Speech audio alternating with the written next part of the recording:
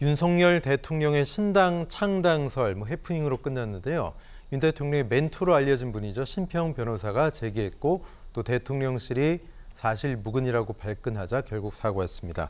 장 소장님, 왜 이런 얘기가 나온 걸까요? 얼핏 들었대요. 그냥 누군가한테 그것을 그냥 얘기한 건데 대통령실에서는 상당히 불쾌한 반응 보였죠. 네. 신평은 멘토가 아니다. 이제 이런 식으로 규정까지 내렸고 신평 변호사도 반성문 썼잖아요.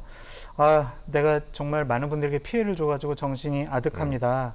전적으로 저의 불찰이다. 죄송합니다. 이런 식의 반성문까지 썼으니까 이건 해프닝이라고 보여지고요. 네. 지금 대통령 주도하에 신당 창당은 불가능해요. 왜냐하면 신당 창당하려면 두 가지 전제 조건이 필요해요. 하나는 대통령 지지율이 상당히 높아야 돼요. 네. 그래서 국민들이 대통령을 지지를 해야 돼요. 그리고 두 번째로는 집권 여당 안에서 대통령을 따르는 사람들이 소수파여야 해요. 그래야 대통령이 나는 국민적인 지지율이 높으니까 내가 의원들을 좀 데리고 나오고 새로운 당을 꾸려도 국민들이 내년도에 내가 주도한 당을 선택해 줄 거야. 그래야 신당 창당할 수 있거든요. 근데 지금 대통령에 대한 긍정평가가 그렇게 높지가 않습니다. 그래서 기본적으로 대통령의 주도하에 신당이 창당되는 것은 좀 기본적으로 정치 상황상 불가능해 보인다라는 말씀을 드리고요. 신당 창당은 연초에 나왔었던 부분이었죠. 그것을 좀 나중에 얼핏 신평 변호사가 들은 것을 좀 착각한 것이 아니냐 그런 생각이 듭니다. 네.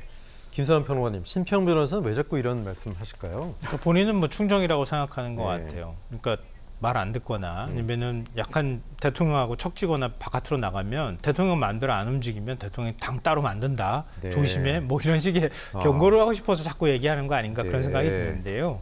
어찌됐든 그게 대통령실에 좀 부담스러운 얘기가 되는 것 같고 윤석열 대통령 입장에서 뭐하러 신당 만듭니까? 신당 만들 필요가 없잖아요. 국민의힘 의원들이 오직 대통령 얼굴만 쳐다보면서 지금 정치하고 있잖아요. 근데 뭐하러 신당을 만들어요? 국민의힘 다 대통령 마음대로 좌지우지할 수 있는 상황인데 국민의힘 안에서 뭔가를 할 수 있는 거 충분히 가능한 상황이 됐다 이렇게 보이고요. 다만 아까 뭐 민주당 얘기도 드렸지만 국회의원들한테는 공천이 거의 목숨이 왔다 갔다 하는 문제잖아요. 이제 구체적으로 당무감사를 한다든가 이런 거에서 물갈이 움직임이 생기기 시작하고 특히 영남 지역에서부터 그게 흔들흔들하는 현상들이 나타나면 뭔가 안에서 파열음이 나올 가능성이 있거든요.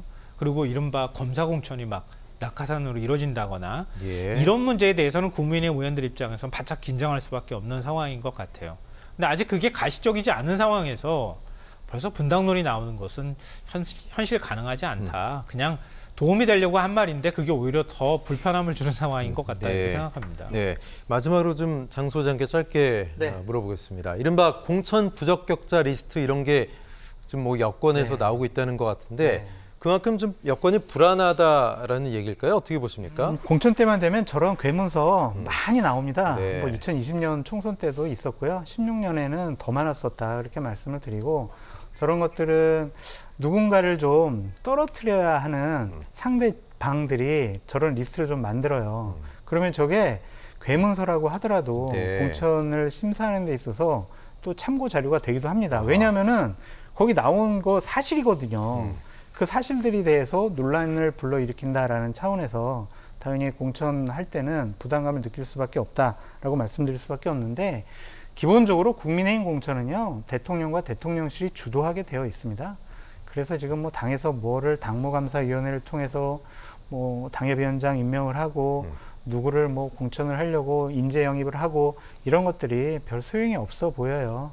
그래서 그냥 추석 지나서부터는 대통령실의 주도권이 훨씬 더 강해질 것 같다라고 전망해 봅니다. 네, 짧게요. 민주당 내에서는 이런 불안 기류 없습니까? 왜 없겠습니까? 불안 기류가 있으니까 자꾸 비명계의 목소리가 나오고 그러는 거 아니겠어요? 그러니까 뭐 제가 볼 때는 너무 지나치게 비명계가 그걸 또 활용하는 측면도 있다고 보이는데요. 아마 지금 말씀하신 것처럼 추석 지나고 나면 본격적으로 이제 총선 국면에 들어갈 거거든요. 그러면 양쪽 다 당이 좀 시끄러워질 가능성이 충분히 있다 이렇게 생각합니다. 알겠습니다. 두 분과 말씀 여기까지 나누겠습니다. 김사환 평론가, 장성철 소장님 고맙습니다.